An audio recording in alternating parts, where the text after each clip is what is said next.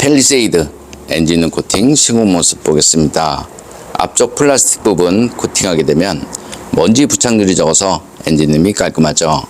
엔진룸 코팅의 장점은 엔진룸 안에 습기나 먼지로 인한 정기적인 트러블 이런 것들을 방지할 수 있습니다.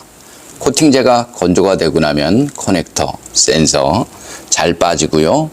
무상 수리 받는데 지장 없으니까 걱정 안 하셔도 됩니다.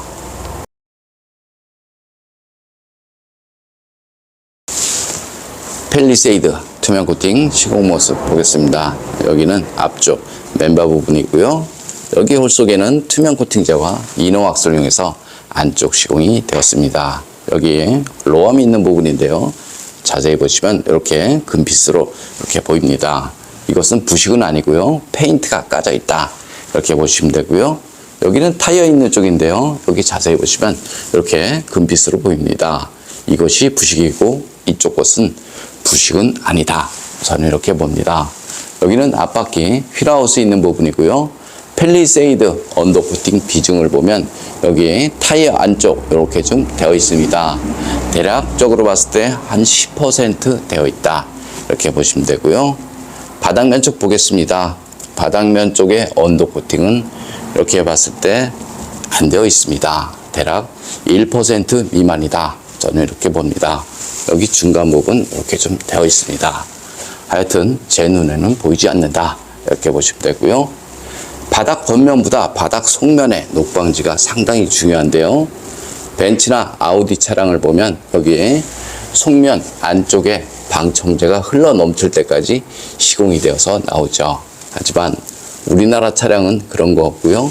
차체 속은 0% 되어서 나온다. 이렇게 보시면 됩니다.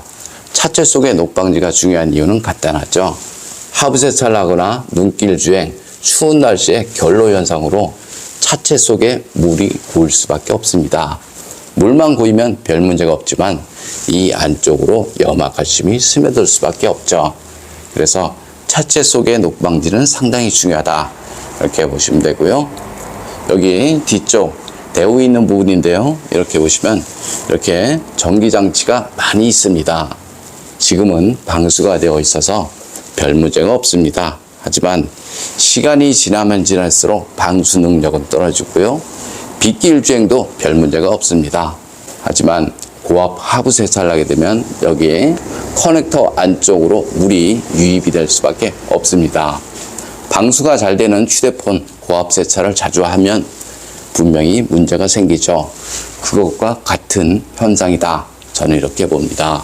여기 뒤쪽 부분도 마찬가지고요. 다 전기장치, 센서, 커넥터로 이루어져 있죠. 그래서 요즘 차들은 자동차 하부 세차로 차량 관리를 한다 라고 말한 것은 맞지 않는 말이다. 저는 이렇게 봅니다.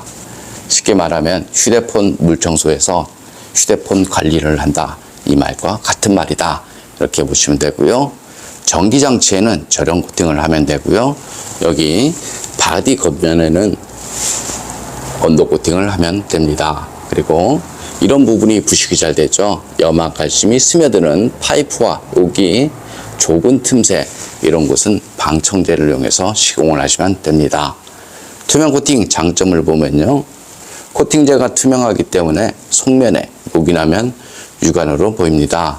그리고 염화칼슘이 묻는 모든 곳에 시공을 해도 차량 수리 시 지장 없고요. 무상 수리 받는데 지장 없으니까 걱정 안 하셔도 됩니다. 좀 더 자세한 내용은 네이버에 코팅나라 검색을 하면 제 블로그가 있습니다.